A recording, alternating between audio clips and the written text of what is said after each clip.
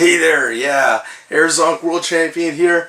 Okay, but this one's going to be kind of serious, so sorry for going emo right out the bat. I want to talk about the whole controversy going on with Angry Video Game Nerd, Patty Punk, and the Game Chasers. They did a Kickstarter video where Greg Pavich wants to get this whole project off the ground, where he wants to re-release Cheetahmen 2, but this time it's going to be all fits, all 6 levels are going to be playable at once, and he plans on releasing it in late 2012. Now, it seems like a cool idea to me. Like, look at my collection here. I got nearly every licensed Nintendo game under the sun. I even got Steam events. And that's a cool idea, because one game I don't have here, sadly, is the original Cheetahmen 2.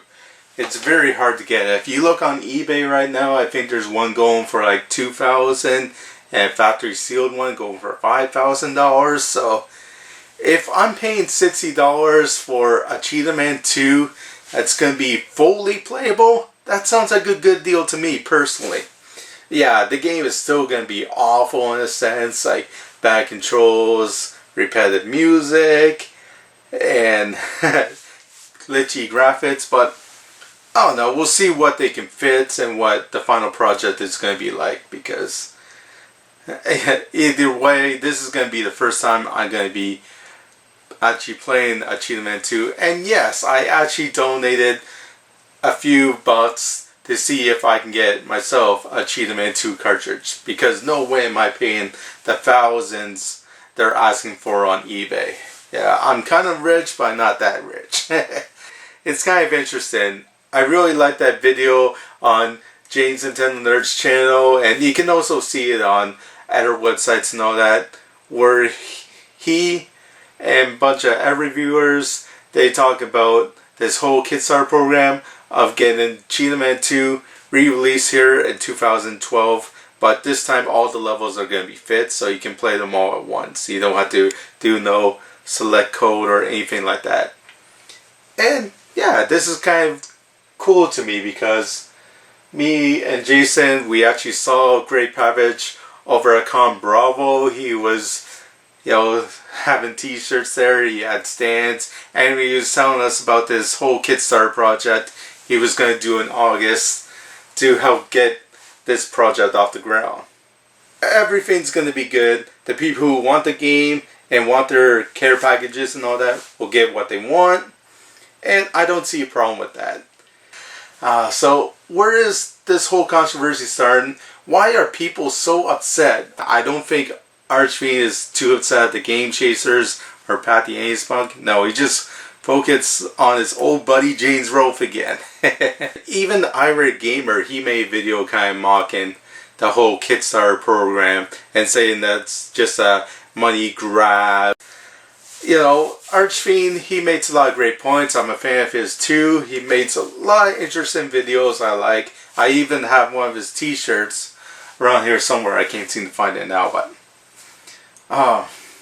it's weird, because Archfiend and Angry Video Game Nerd, I think they had like a mutual respect for one another, but now this whole issue about e-begging is starting up, and this only amplified it more, because Archfiend is saying that, oh, here is another e-begging video by James Rolfe.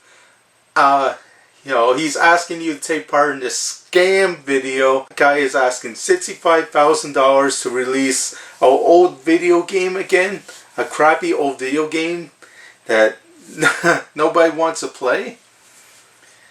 Well, I would agree that the game is absolutely terrible, and some people won't understand why it's being re-released, but for collectors like me that just want to play it on the real cartridge, paying $60 is not going to be too bad.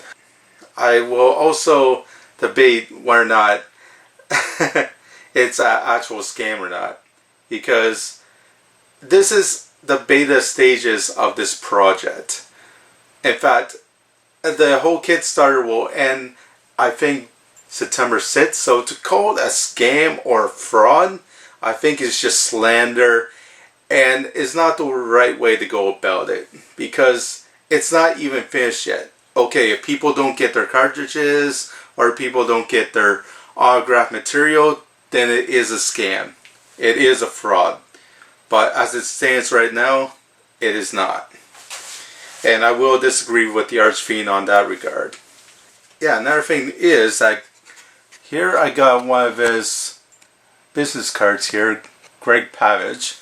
This is, yeah, the person behind the whole Kickstarter program. Not James Rolfe. Let's end that confusion. Yeah, he is actually the president, or the new president, of Active Enterprises. And yes, that is the original company behind the whole Action 52 series.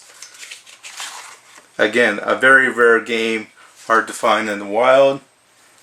And these games by themselves are going for like hundreds and hundreds of dollars. Yeah, this one I think will go for around $150 now. In fact, I just sold one at my store for $150. Unbelievable but true. So he's actually gonna manufacture these cartridges, put them in boxes, give you instructions, the whole shebang. Yeah, you can go like on another website like Lost Classics. Here I got some games here like Raika and the Guardian Legend Secret Edition, which are reproduction cards. You download the ROM, you get the donor card, you empty it out, you put the new chip inside here. Easy as that. These ones only cost me like $30 each. Yes, it is possible. And that's why some people are getting confused that this is a total rip-off. But you also have to remember that this is from Active Enterprises themselves. You know, the actual company behind the original Cheetahmen 2. That is a huge honor. I wouldn't blame James for being part of that video either. The AVGN character is known around the world. He has over 600,000 subscribers on YouTube. Well, anyways, my point is, even though he's super famous and all, has this huge fan base, the problem is, I bet he never ever, up to this point, got any response from programmers or developers saying our games are crap. Take a look at his first review where he did Castlevania 2, you know, total riff or rant on that game. Imagine if Konami came to James Rolfe and said, hey, we're sorry that the game sucks now, but we would like to recreate it, make it even better. Sadly, that will never happen because I don't think Konami would give James Rolfe the time of day. But yeah, to actually have the company actually give James Rolfe a chance to undo the past and redo a game, be a part of history, and re-release a game from the actual company themselves. Yeah, it's different from a ROM hack because you're actually having the legit company behind it again. And people like Mr. Weenie Products and Wrestling Jesus YouTube, or they don't get so offended that James Rolfe would want to be a part of this. Other games I had here, they pretty much have no value to them because they're ROM hats, they're being put on donor cards. You can't even have the company names on here because it's a conflict of interest from the actual companies that created the original game and the re-edits from the ROM hats. You have fans making the ROM hats and not the actual company. Here the actual company is making the legit fits to the game that they weren't able to finish all those years ago. Again, the movie, it wasn't a scam. You were free to donate, you were free not to. I didn't donate to the movie personally because I didn't have too much cash back then and I had a lot of bills to pay. It's still getting started, and if people don't get their games, like, I'll be the first to apologize to Archfiend and anybody else out there that dislikes this video. Hey, if I didn't get my game, yes, it was a fraud, but At that same token, I hope that Archfiend will not be so quick, to point fingers either at James Rolfe or Greg Pavich here, because I think this is a great thing that they're doing. Re-releasing old treasures from the past, touching them up instead of having them sit in warehouses or just throw away lots of hard work and dedication. Just move on to different projects. Yeah, how many actual companies will re-release an old Nintendo game for the old Nintendo itself? I just think that's so cool. This is Ryan Janot, over and out. Can't wait to play the game even though I know it's gonna suck. But I still want to play it. Just to hear that music again. Alright.